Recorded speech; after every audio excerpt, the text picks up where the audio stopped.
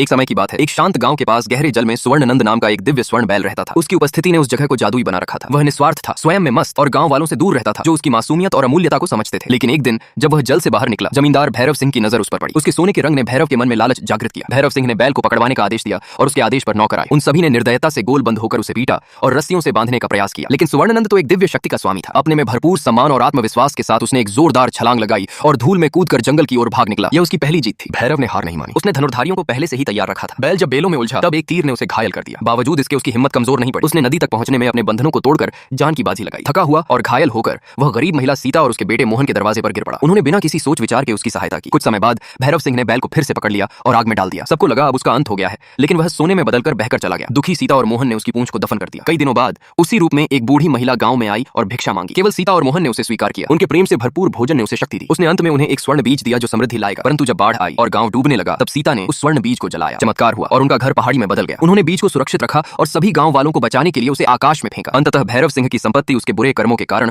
बाढ़ में बह गई। गांव की प्रगति और सुख की कहानी बस यूं लिखी गई कि अच्छे कर्म का फल हमेशा अच्छा होता है।